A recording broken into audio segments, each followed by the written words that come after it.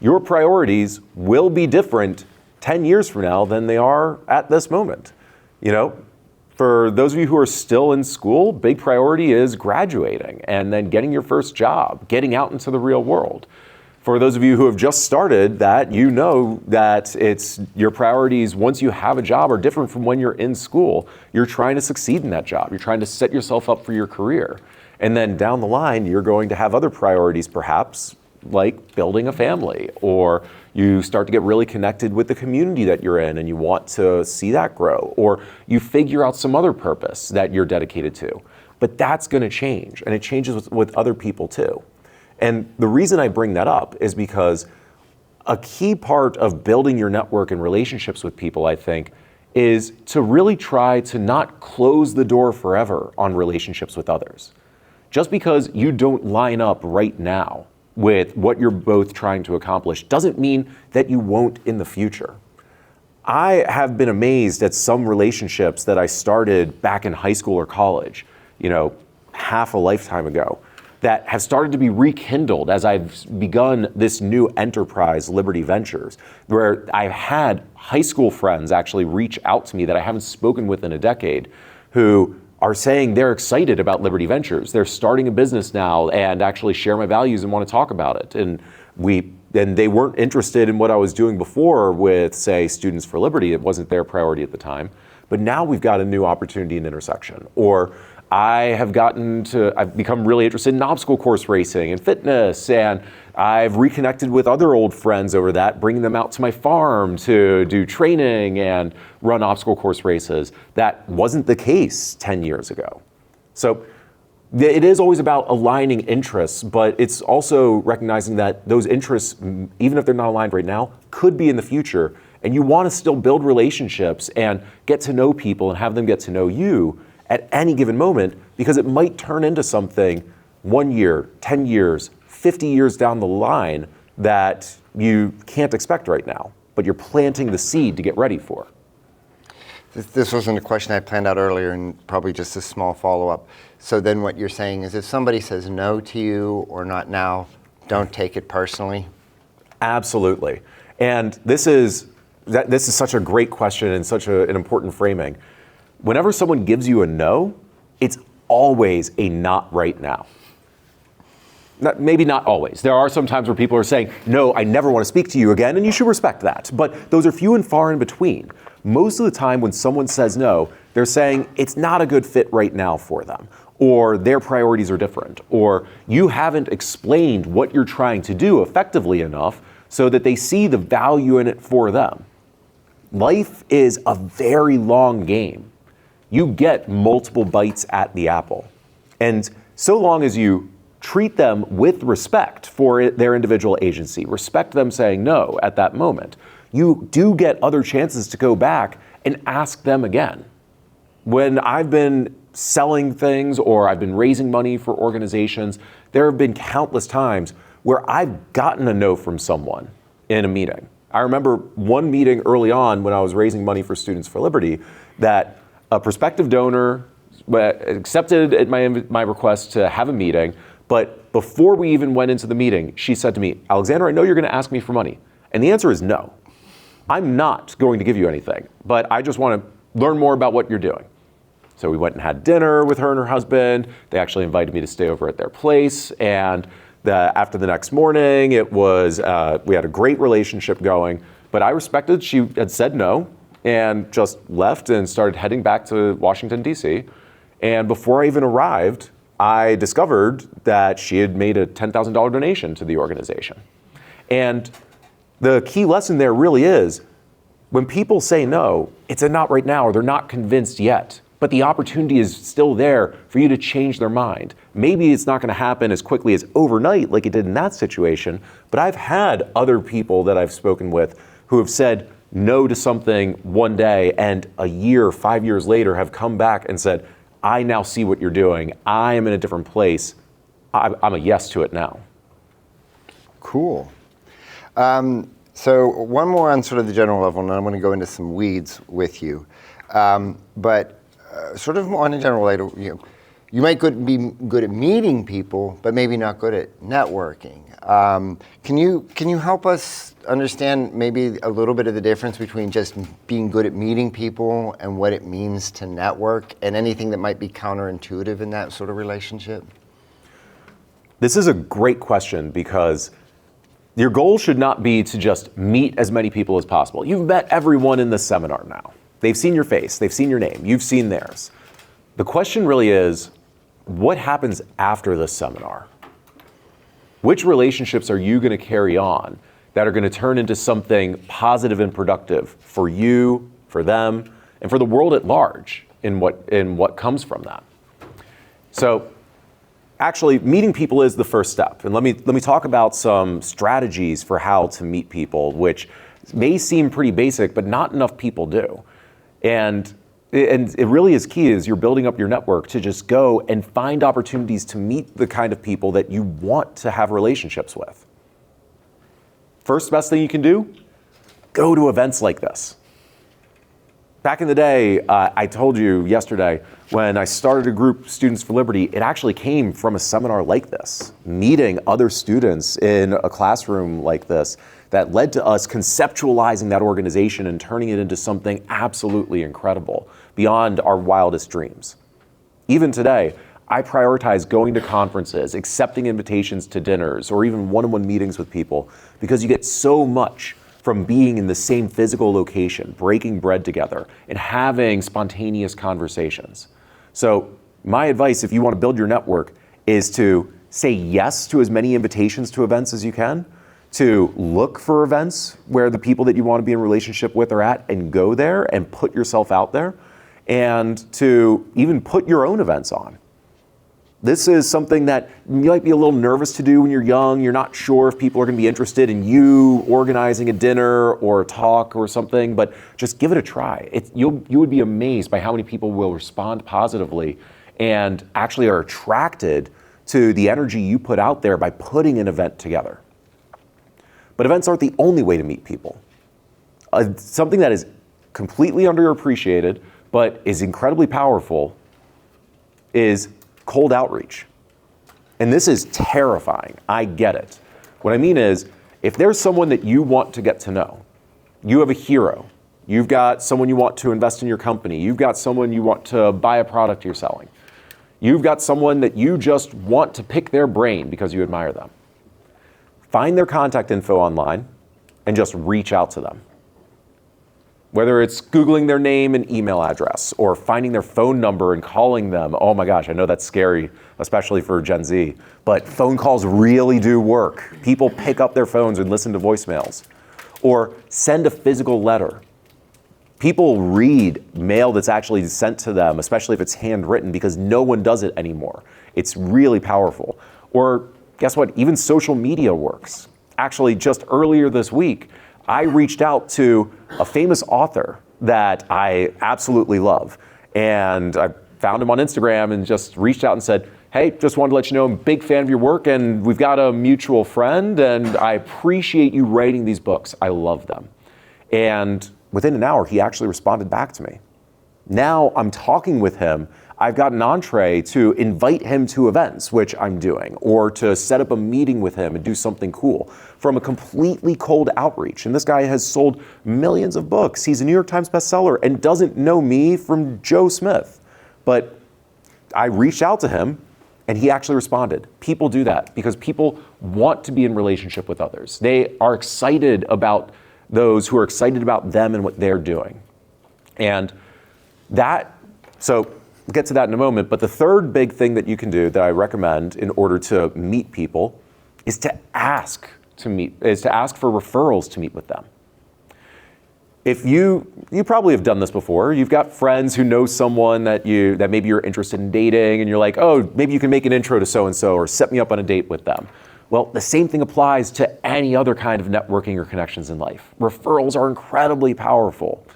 If you're working with someone, or you've got a mentor who may know an investor or may know another advisor you want to bring in, best thing to do is just ask them if they'd be willing to make that connection for you.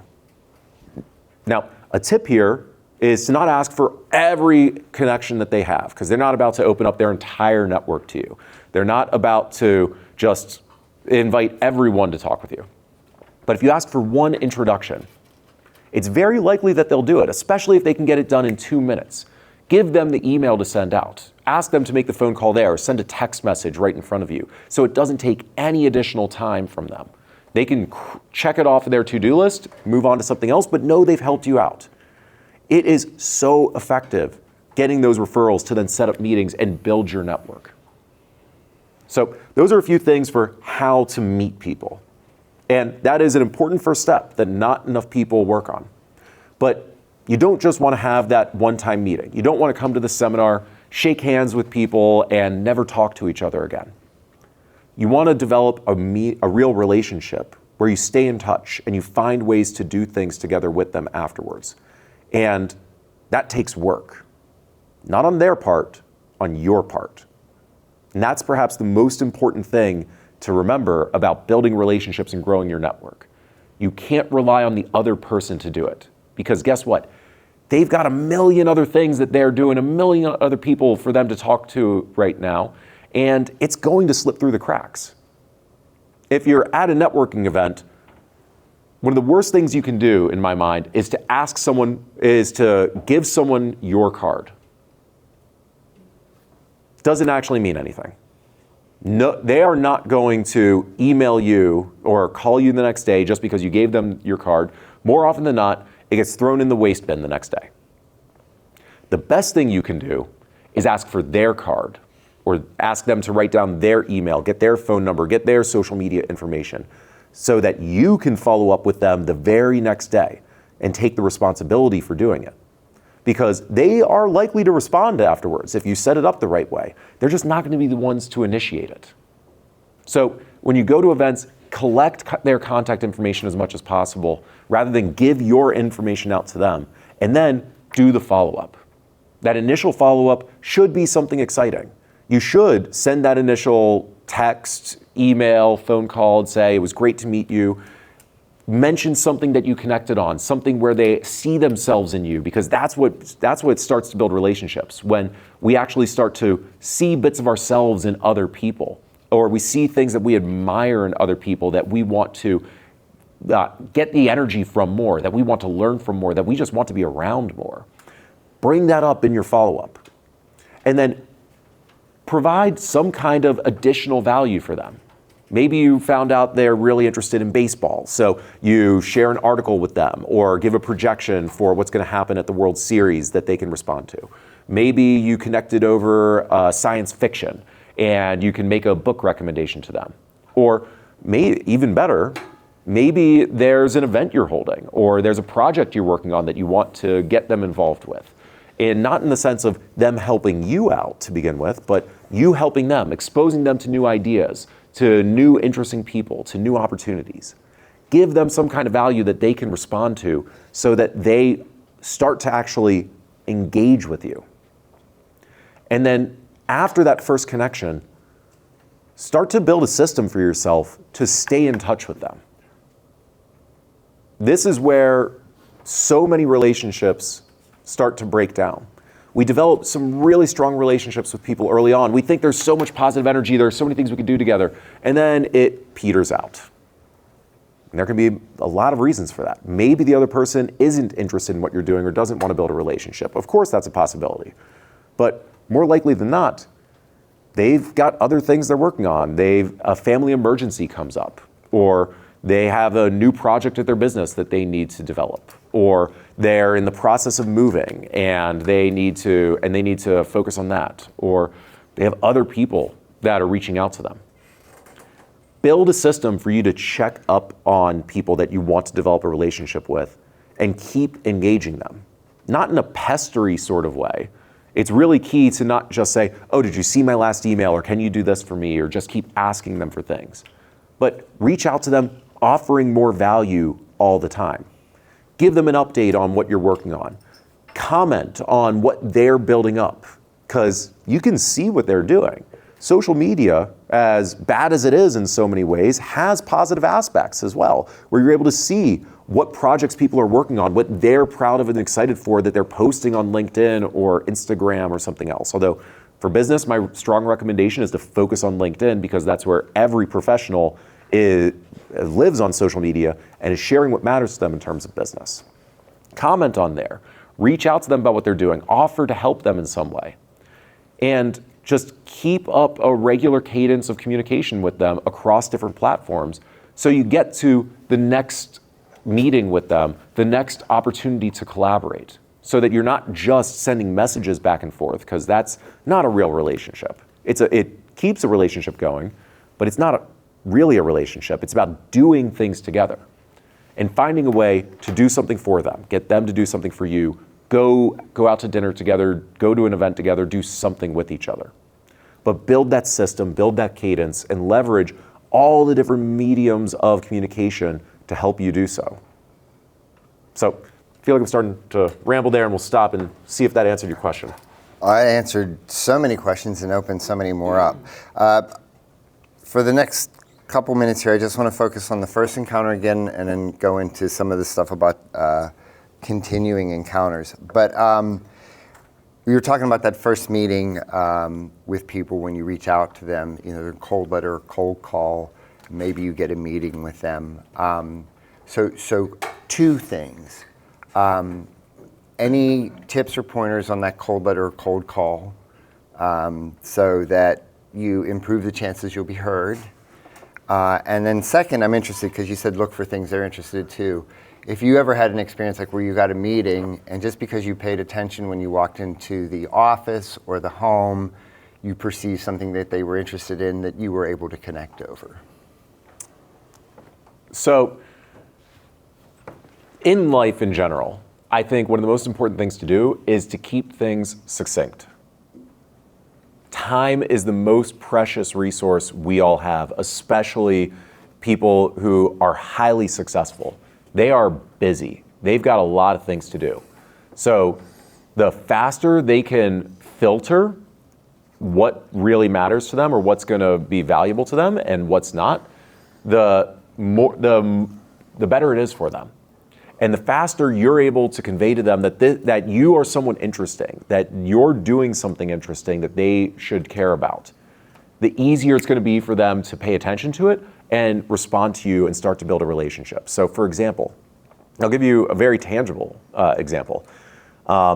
Earlier this year, I organized a summit at Richard Branson's personal home, Necker Island in the British Virgin Islands. It was our first principal business summit. And I wanted to bring some really amazing business leaders out to the event.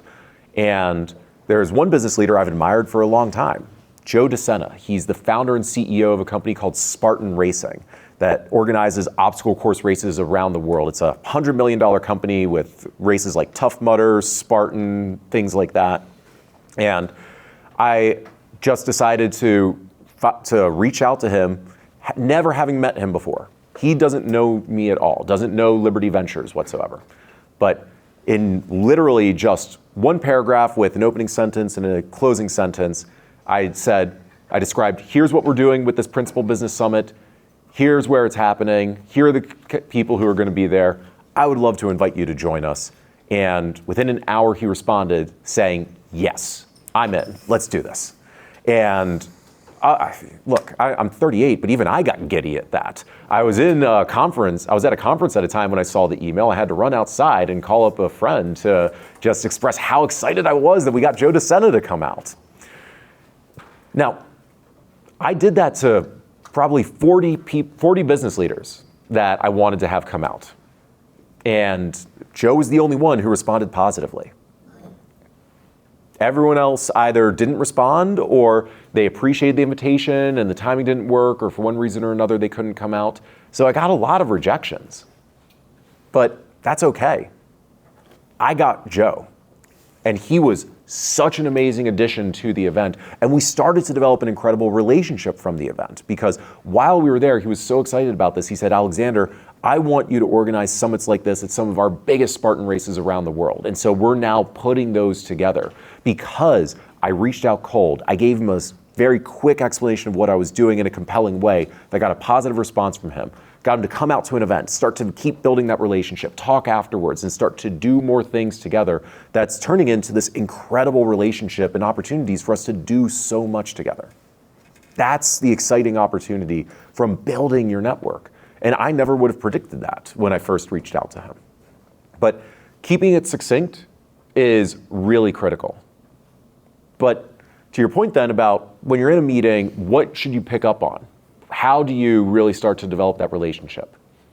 The best piece of advice I can give you is to not just notice what's in their office and comment on, bless you, on plaques they may have on the wall or pictures with other people there. The question there's one question I like to ask people that I find gives me the best answer as to how to connect with them and how to do something with them that they'll appreciate. It's, what are you working on right now that you are most excited about? Because, as I said before, people change, priorities change. And people who may have done incredible things in the past are still more focused on what they're doing right now and what's coming up in the future, because that's what matters. The past is done. They want to think about the next big project they're working on that they want to do. That's what they want to spend their time on, and that's what they want to connect with other people on. That's what they want to talk about if they're doing new things. So, and this was actually really stressed to me by John Mackey, the founder of Whole Foods, recently. Now, I even said there, he's the founder of Whole Foods, because that's what he's best known for. That's what he's already accomplished in the past, and he's very proud of that. He loves Whole Foods, but he's not the CEO there anymore. He left over a year ago. He's building a new company now, Love Life, to introduce healthier living to America through a combination of nutritionists, retreats, and healthy fast food chain that he wants to build up. And for him, that's the most exciting thing in the world, because that's his project now. Whole Foods was a great starting point, but that's not what he wants to talk about anymore. That's not what he wants to do. He wants to talk about and he wants to work on Love Life, his new project. And so when I check in with him, I'm asking about Love Life. I'm making connections that can help him open his new restaurant in Los Angeles, or get him access to investors for some of the other parts of the business. And that's what he wants to spend his time on, because that's what's new. That's what he's passionate about. And so I think it's less about the materials in a room or what you see in their office. It's finding out what's got their attention, what's going to get them to talk, what energizes them. Going back to yesterday, what's their purpose right now that they're spending their time on, that you can connect with? Because once you understand their purpose, you can start to figure out where you can plug into that, what you're able to do to help them out, or how their purpose can be leveraged into what you're doing. But you've got to ask them about that, and you got to dig deep to really understand that so that you're able to follow up on it. So let me come back to something. So we've been talking about that first meeting, find out what energizes them. That's great.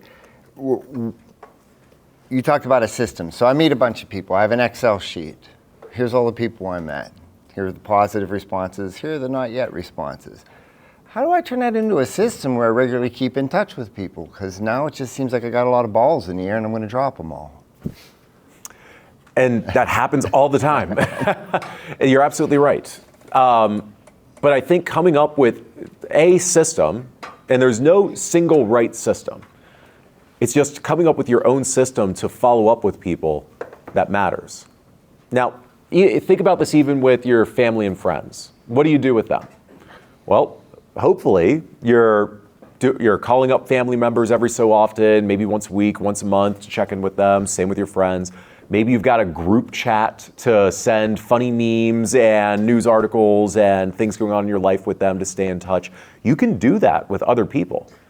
Here's one of the other key things that I learned over my career, that the people you do business with should actually be some of your best friends.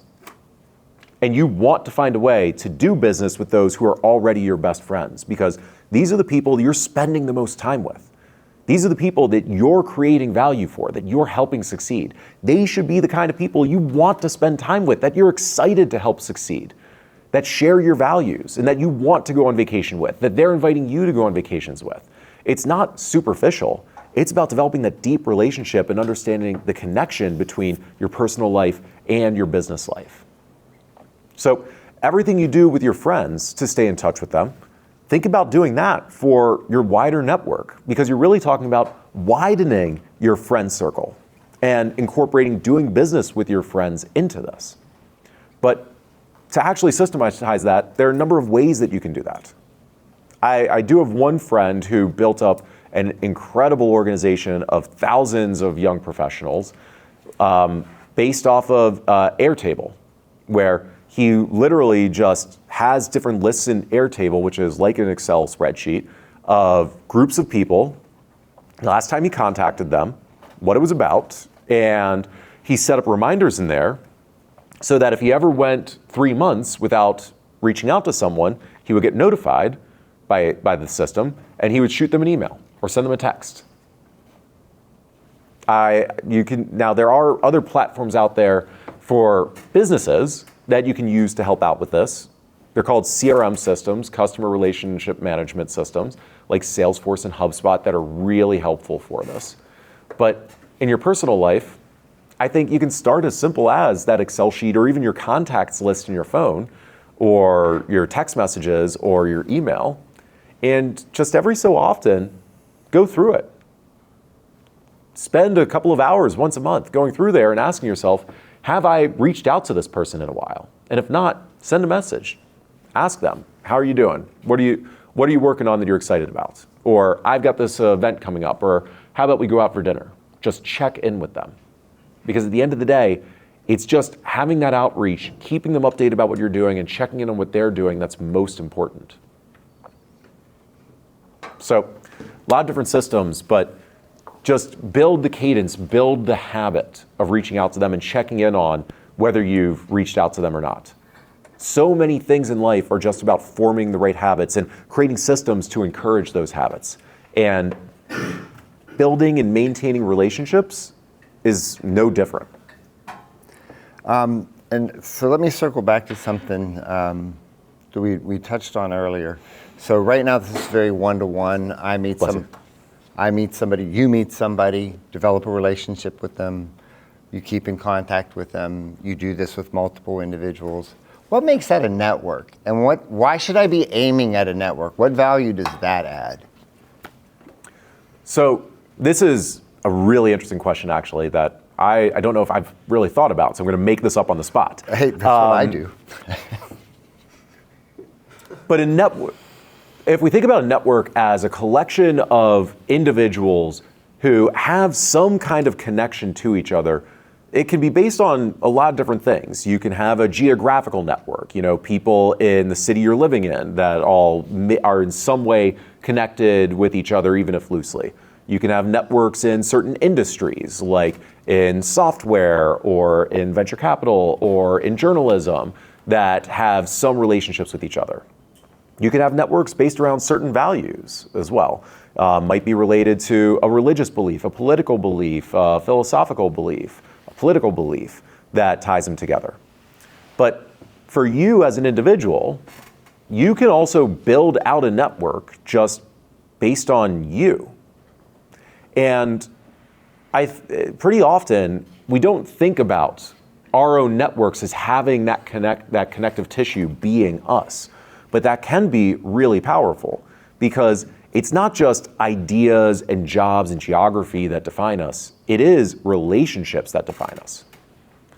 Think to yourself, how many times have you gone out and met someone through a mutual friend, and the only thing that you have in common with each other is that mutual friend? Oh, you know Jenny? I like Jenny. If we both like her, we're probably going to be friends with each other. That can be enough to start a relationship, and then you find other things that connect them. And you can lean into that for yourself. You've got many different networks, and you probably ought to think about developing your geographical, your industry, your philosophical networks, but also think about how you can leverage yourself as a network for other people to build connections for them. Because you've started relationships with people who like you and you like them, that you can then connect with other people, and you as that tissue, as that connective tissue, will bring them together. This actually gets back to my point that referrals are incredibly strong for building your network. Because as you go through life and you build relationships with people, you're building trust. You're building social capital with them.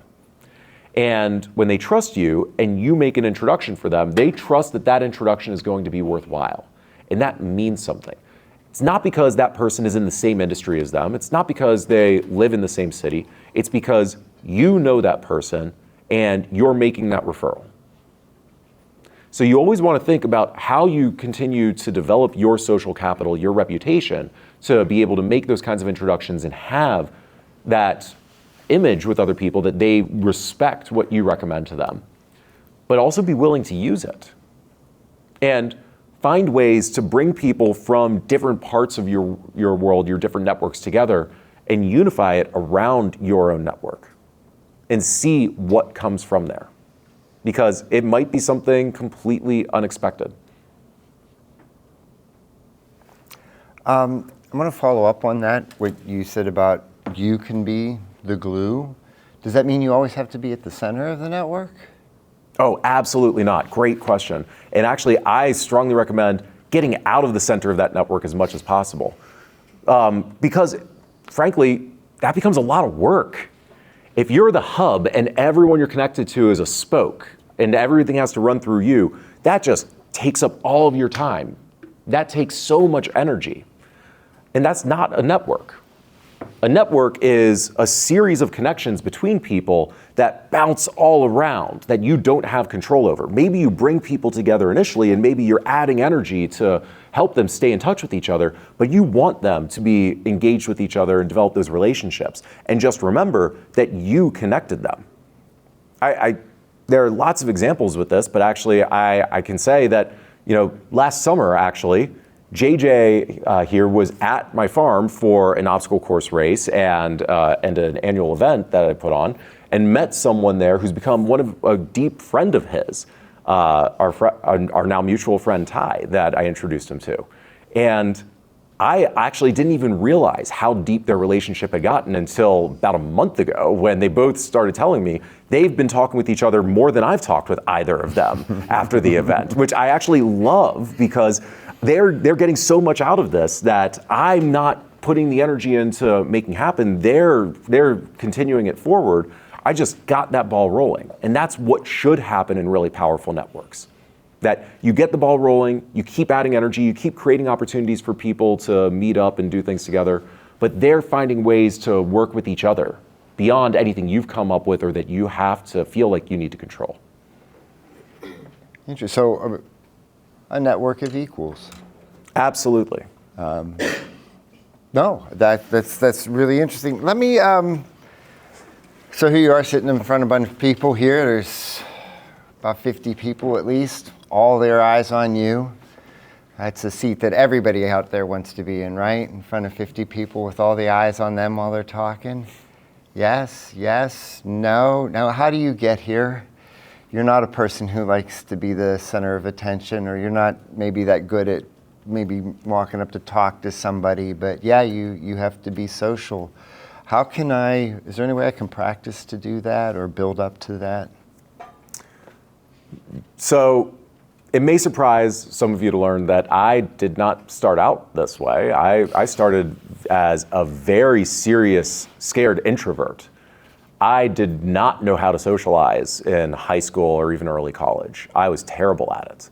But I realized that there were certain things I was passionate about. There were certain ideas I wanted to spread out there and an impact I wanted to make.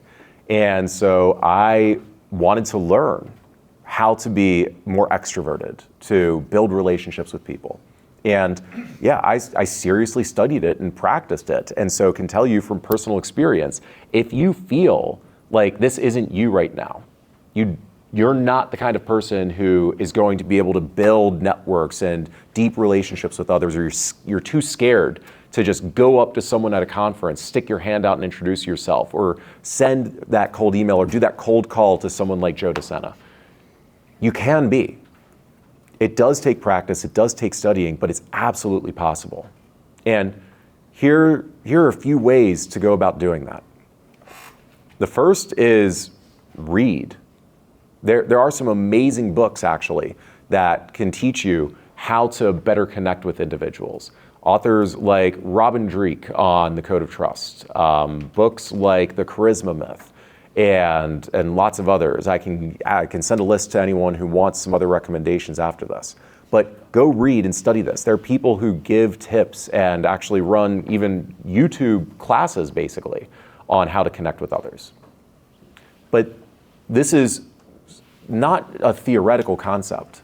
It's very practical.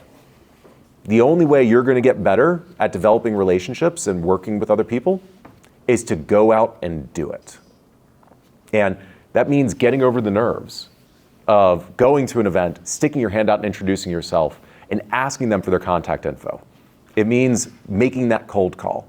It means following up with them, inviting them to events, putting events on yourself. So to give you a couple of examples of when I was your age, as I was starting to do this, that helped.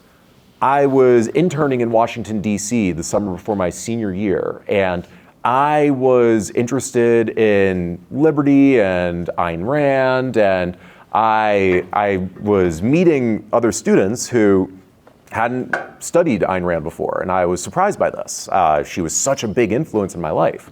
I decided I wanted to organize an event to introduce the other students in my internship program to Rand. And so I reached out to some speakers from organizations that I thought would be willing to talk about it. I started promoting it to interns in my program and to other programs, and I organized an event for, I think, 40 people, which I hadn't expected. I didn't know what was going to happen with it, and started to build some incredible relationships from that. A lot of them actually were a part of Students for Liberty early on after that. But it was me just finding something I cared about and organizing an event in case other people cared about it as well, and saw amazing results from it.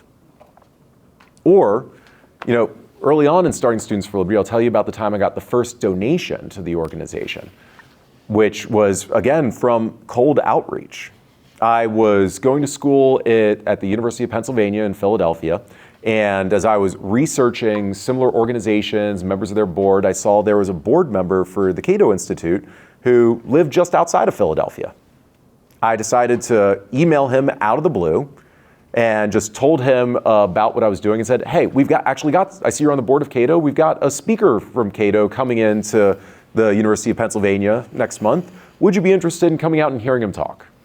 Now, this is a guy in his mid to late 50s. I didn't really know much about him. I assumed he had some money, but he was just a light-valued business leader in the Philadelphia area that I wanted to get to know.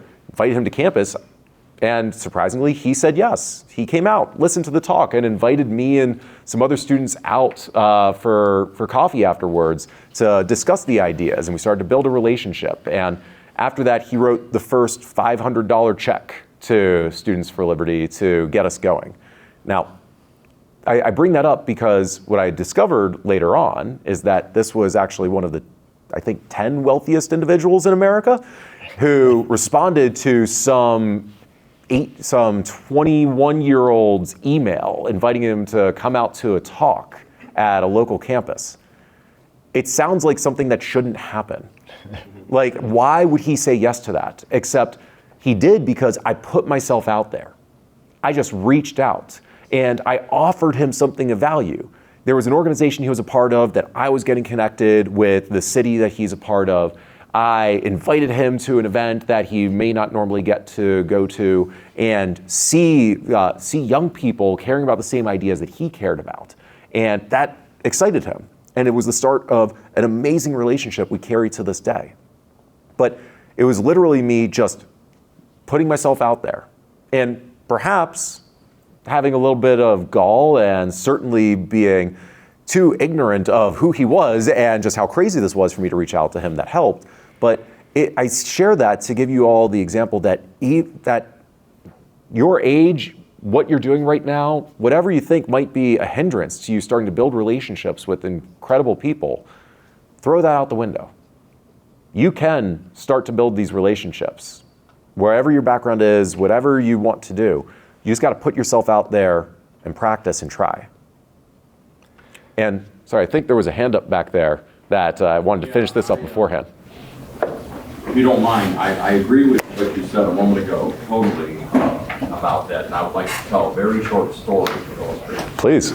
A friend of mine is the most extroverted, friendly, everybody loves him guy ever, and brilliant. We were at a meeting together, standing, and there was an economist who was very, very famous, standing about as far away as you are from me now. And he had written a paper, it was the most highly cited paper below. It was actually Harold Demsetz, I mentioned him yesterday. And this friend of mine said, hey, there's Demsetz, he's standing right there. Why don't you tell him about this paper? I said, I am not a natural extrovert. I'm exactly the person that you said, the person who's not natural. And my friend said something very simple to me. He said, look, you're from Missouri, you think you're Mark Twain. Better to keep your mouth shut and let them think you're a fool than open it and remove all doubt. And he said, but what you don't understand is that man over there thinks you're an idiot already. That's just the way it is now. Just go over there. I did. And I've learned an important lesson from what happened afterwards, which was, it doesn't matter how introverted you are or how much you feel that way. If you want to be successful, you have to shove it aside and do what needs to be done. That's absolutely right. And I think the point that it's not just academics who think someone else who's not talking is a fool. If you're not talking to someone, they don't know anything about you. They're not going to think you're smart because you're a blank slate. It's better for you to go out there and actually sometimes be a fool, to say something they disagree with that you don't connect on, than to not take the shot at all. Because if you don't take the shot, you're going to miss. You're not building that relationship. Now, there's only one way that I think that you can really be a fool when you're putting yourself out there, when you're reaching out to people or trying to develop a relationship. And this is actually a really important point that a lot of people get wrong. And that's if you go in with a sense of entitlement. Other people owe you absolutely nothing. They don't need to be your friend. They don't need to listen to your pitch. They don't need to give you money. They don't need to give you a job. You have no entitlement to any of that. You have to earn it. You have to earn it in every single conversation with them. And most of the time, if someone does networking or relationship building wrong, it's because, in my experience, they go in entitled. I've seen people do this with me. They come in just saying like, oh, well, you ought to make this investment. You ought to make this donation. You ought to give me a day of your time without giving me any reason for doing so, without laying the groundwork for it, and without there actually being a connection. And that puts me off. It's them digging a hole for themselves that's tough to get out of. But if someone comes up to me and offers something meaningful that is trying to convey how what they're doing is interesting, that may be interesting to me, and respects my ability to say no to whatever they're going to ask for, even just getting more time to talk about it. Because again, time is precious. A 1 hour meeting is actually a lot during a week that I need to ration out. And the same with everyone, including yourself, you should be thinking about. That changes the whole framework. So the best thing to do is to try and form that connection with someone else, offer them something, give them value, get them excited, not because they owe you anything, but exactly because they don't owe you anything. You should go and earn their time, earn their attention, earn their relationship, and keep on earning that as you build the relationship up. No, yeah, you walk in, maybe the assumption is you're going to be a cost, so you offer value to offset that, and to respect them and treat them as a person. But something... Actually, it is a cost. Every conversation is a cost. It's time. That's time you could be doing something else. It's time they could be doing something else. So you need to give them something, even just for that 15-minute conversation. And it doesn't have to be, I don't mean you're paying them or they're getting money from it. I mean, it's got to be something worthwhile for them. It might be that they learn something they didn't know before, because people like to learn. It might be that they laugh. You told them a funny story. And guess what? Again, no matter your age, you can tell funny stories that us older people will laugh at too, and that's fun. Everyone likes to laugh. It might be a new relationship. It might be that they have been looking to get in touch with someone, or they're excited to see young people who care about the same ideas as them. There are all kinds of things that you can give that makes it worthwhile. But remember, every interaction is automatically a cost. It's an opportunity cost that they could be, that there's an opportunity cost of other things they can do. So give them something for their time. And if you do, they're going to want to give you more time, and they're going to want to do more with you.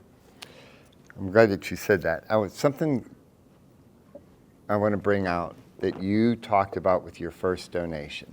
You write to the Cato board member, you offer, hey, come see one of your organization speakers. One, you're open. You don't assume they've already seen the speaker and then just shut yourself down before you even ask. But the second thing is, it sounds like the real value you offered was one you never saw coming at that time, that their value was actually seeing the students' reactions, not the speakers. Could you, I don't know if you have any stories, or could you tell us anything more about how to open our eyes to the multiple values we might be offering, or any other switch-up stories that you have like that, what you thought you were offering, and it turned out that it was valuable, but in a way you never saw? Well, to a certain extent, I actually hoped he would be interested, bless you, in seeing young people who cared about his values. I was thinking that I didn't know if he would actually care about that or not. I wanted him to be excited about that. But I figured it would be better to also have the connection of a speaker from an organization he's a part of coming out to tie him in, multiple reasons for him to come out, which worked. It was really helpful. But there are so many different things people care about. Like I said, people want to be successful in life. They want to feel successful. That means a variety of things. They want to be successful with their family. They want to take care of their family and help their family succeed. They want to take care of their friends and help them succeed. People want to make money. Some people want to make more than others, but everyone wants money in order to be able to live and do things. But then you also want to think, what do they want to do with that money? They want to have interesting experiences, things that they've never done before. People always like something that's new. People like to learn new things, new skills, new ideas. A lot of people, although not everyone, but a lot of people like to have interesting debates and conversations because they're just fun. People want to be entertained. We love stories because they're entertaining. We can see ourselves in the stories we hear, the movies that we watch in some way, or we like to think of ourselves that way. People like to laugh because it just makes us feel good. People like things that give them oxytocin rushes or adrenaline rushes. Like, think about the chemical makeup of humans and what drives that forward, which can come from stories and interactions and things like that. And most importantly, people want to feel valued. It's a fundamental human desire. People want to think they're worth something and that other people see that they're worth something. And there are lots of ways you can give that to other people that don't cost money. That just really is cost of appreciation and contributing something small. And I'll tell you, going back to me reaching out to this author the other day, I think maybe even yesterday, me just saying to him, I really appreciate you writing these books. They're some of my favorites. He did appreciate. And that led to him responding to me and wanting to be in a relationship. People like to hear thank you, a sincere thank you. And that can be a great way to start your outreach and start building a relationship with someone. No,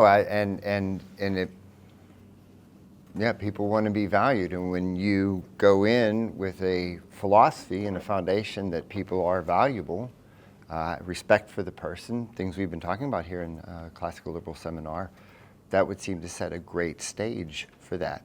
I got two more questions for you. So one, maybe a little down, but the other's going to be back up, okay? So you've gone to people, you told a story where 39 people said no and one said yes, but you're still alive, You're not right? More than alive. That was successful. That was really successful. I'm very happy with those responses.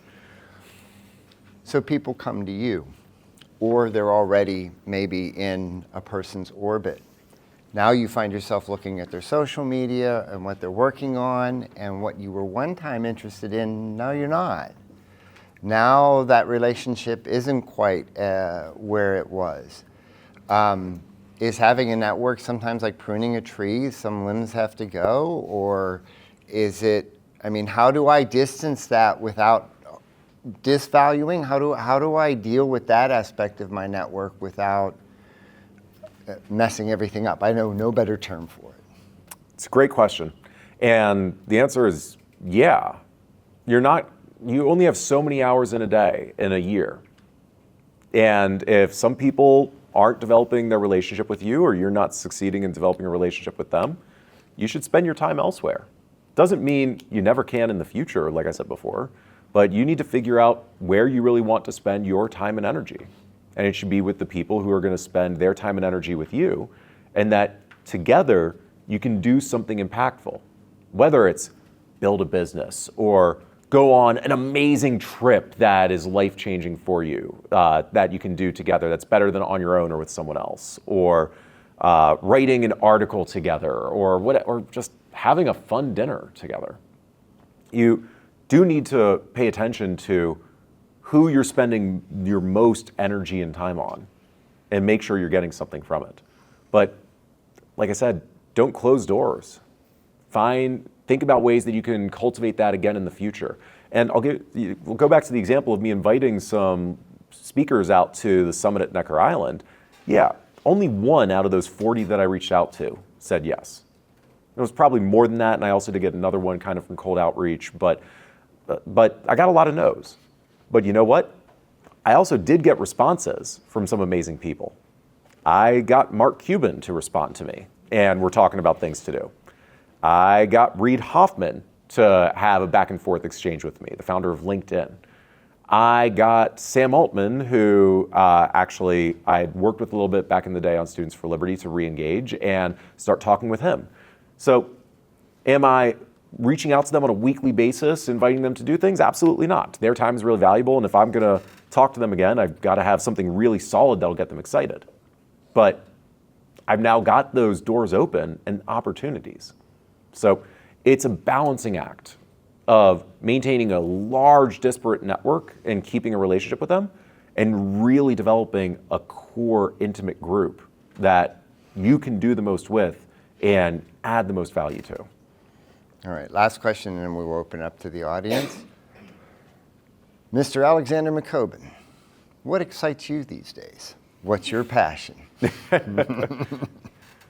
So, unsurprisingly, my passion nowadays is to build the movement of business leaders, of capitalists, who are the best representatives of, advocates for, and collaborators in capitalism.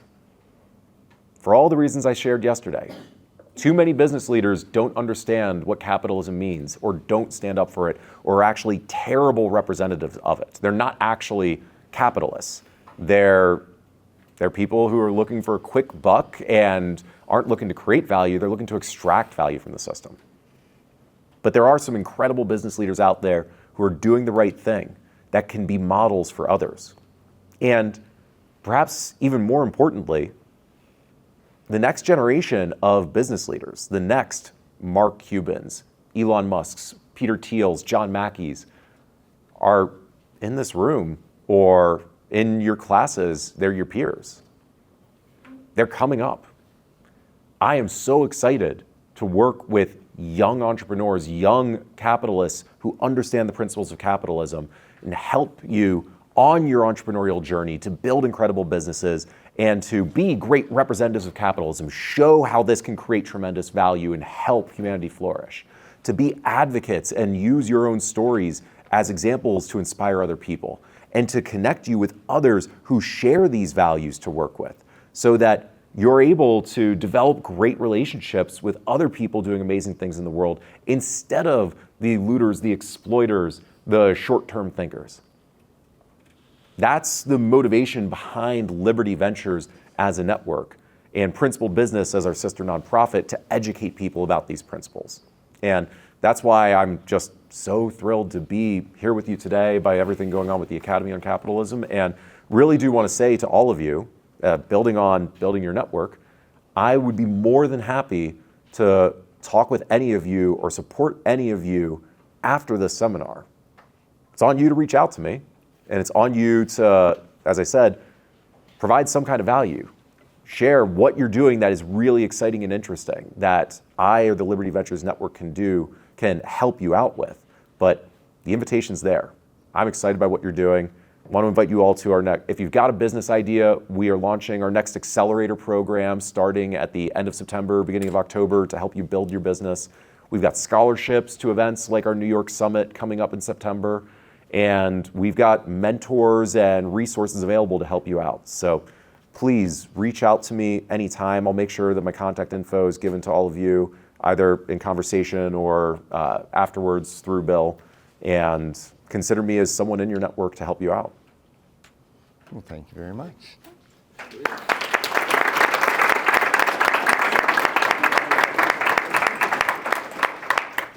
Please, questions? Yeah. So I guess one of the philosophies that I grew up being taught is be nice and respectful to everyone on the way up the ladder because you don't know who you're going to meet on the way back down.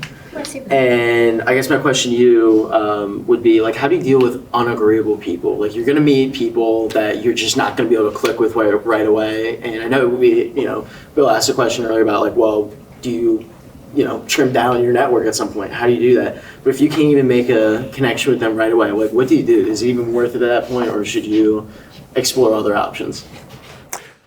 So there are lots of disagreeable people out there in the world, no question about it.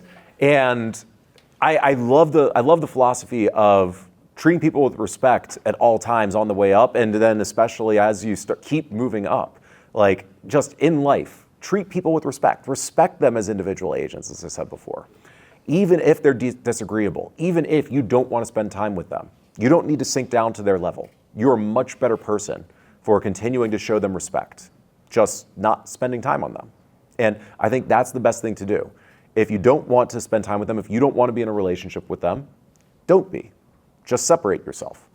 And maybe they change in the future, and that's fine. But even if they don't change, other people will see the way that you treat others after they've treated you poorly and will have more respect for you for being the better person. There is a phenomenal book on this that some of you might have read, Dale Carnegie's How to Win Friends and Influence People. And I remember reading it at about your age and actually thinking to myself, this is silly. I disagreed fundamentally with Carnegie's recommendations, which in short is to never tell someone they're wrong, to never disagree with them, and to just always be supportive of other people. And I thought, that's crazy. There are plenty of times people are wrong, and we should tell them they're wrong for that, and we should try to correct them. But over the last 20 years, I've come to realize how ineffective that is, not only at building relationships, but it's even ineffective at getting them to realize that they're wrong. Because people are rarely persuaded by someone else saying, that's incorrect, or I'm going to argue with you, I'm going to persuade you to a different opinion.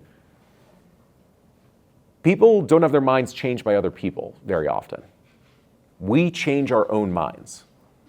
And the best we can do is plant seeds in other people that grow and become their own ideas so that they're able to own their own change, their own metamorphosis, rather than saying someone else did it to them.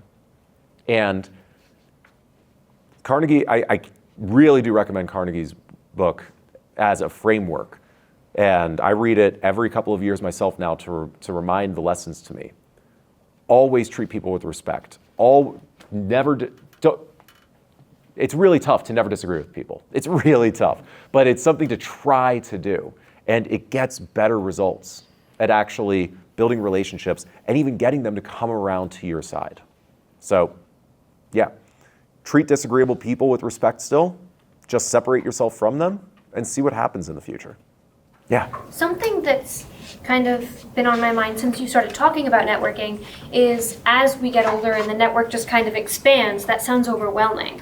So how do you pick and choose where to allocate your time? You've already talked about if you disagree with someone or if you're not currently in the same mindset of what excites you, you don't need to spend extra time on them. But is that the only way to choose which people that you focus on? Because I assume that we're all only human enough and can't be in a good relationship with everyone. So first off, sometimes our networks do just continue to expand as we get older. But actually, there are a lot of times as we get older that our networks really start to shrink. It's not the case that it always keeps growing. At your age and where you're all at in life, your networks are ballooning right now. They're exploding. It's such an exciting time.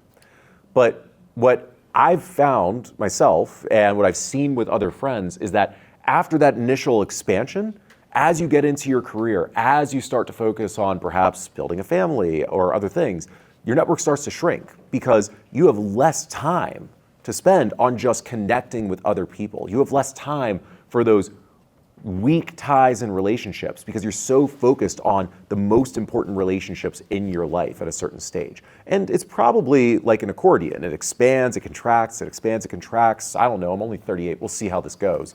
But it also depends on how much effort you put in to your network and being really intentional about it. Because you may not want to always be expanding your network.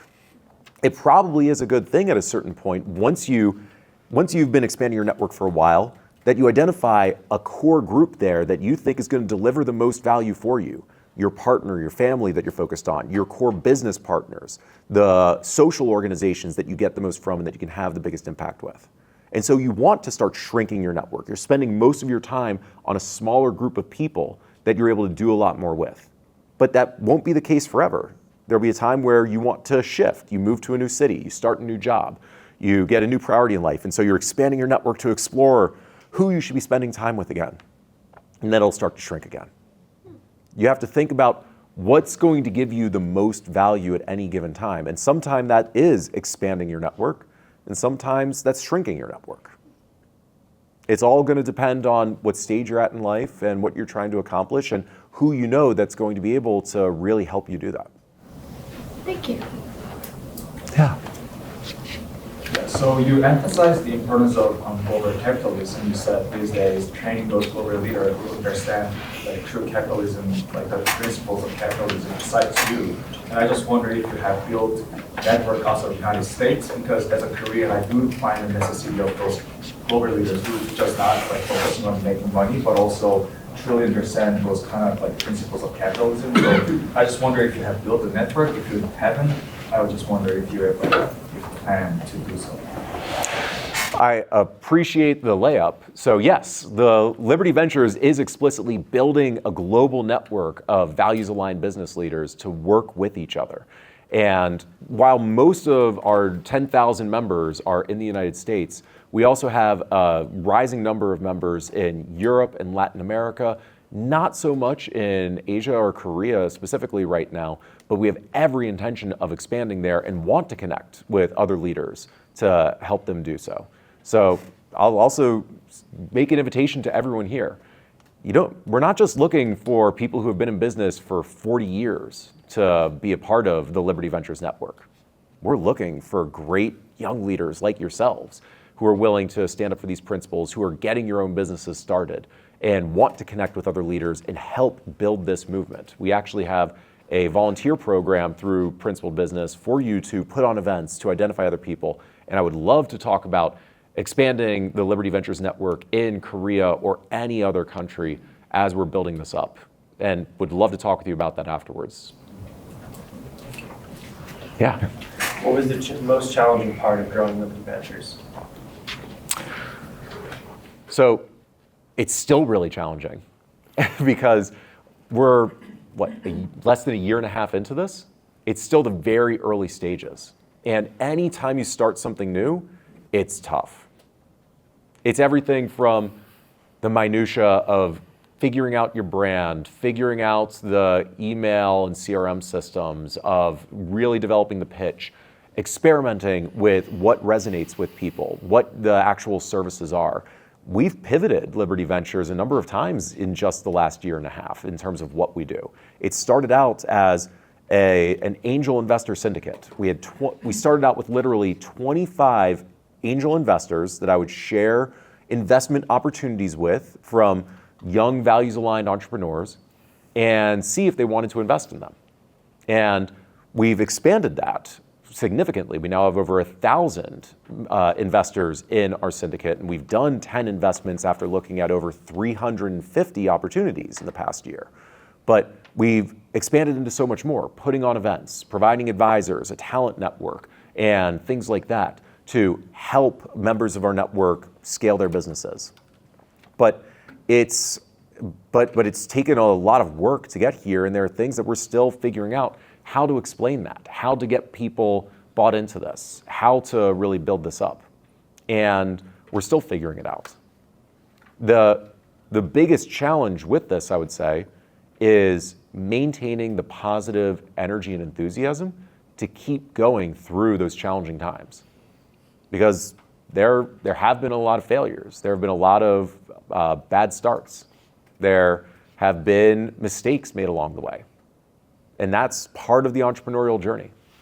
But having the right mindset, the right people around me, and the commitment to this higher purpose, the importance of building this movement of capitalists for capitalism, that drives me forward and keeps me going through all of that. Yeah. So you made a very generous offer to, if we reach out, sort of be a resource and add value to us in our pursuits. Is there anything we can do to help you? Love that question. And actually, I was actually just on a call with someone I'm mentoring last week on Friday, where he asked me at the end of a series of questions to help him with his career path. So what's the question I should have asked that I haven't done so? And that's the very question I told him. Whenever you're getting advice from someone, you're talking with mentors, don't just ask them for things that'll help you out. You may not realize it, but you have something to give already. You may not know what it is, but you have something you can give to other people, including those who are 2-3 times your age, who may just be, you think are so much more impressive than you. You still can do something for them.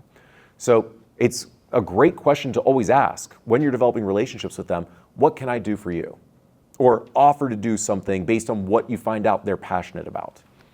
So for me, what I'll actually say is, I really want to build this movement of capitalists for capitalism, and it's not just the business leaders who are 50, 60 years old. I want to develop the network of young business leaders like yourselves with this.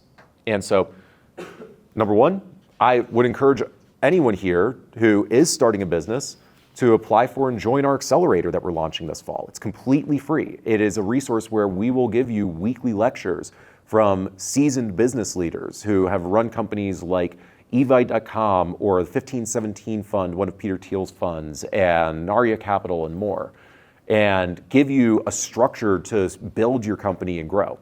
I want you all in the Liberty Ventures and Principal Business Network and want to help you. But secondly, we are looking for volunteers to grow this network, to put on events around the world, to identify other capitalists who believe in capitalism, and to find ways to work with each other. And we have a training program in place to help volunteers who want to do that, and again, give you access and connections to other incredible leaders along that journey. And then thirdly, just as you meet other business leaders who believe in these principles, tell them about Liberty Ventures. Encourage them to join the network and get involved, whether they're your age or 3 times as old as you. There are incredible network effects to adding people into this network. We create so many more opportunities by working together. That's the entire premise. And I would love for all of you to be a part of that and to be leaders in growing this movement.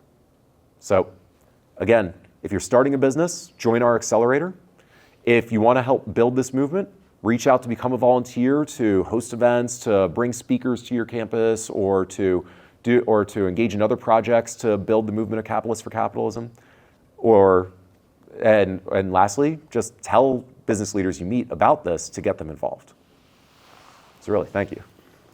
Well, thank you. We're at 10:45.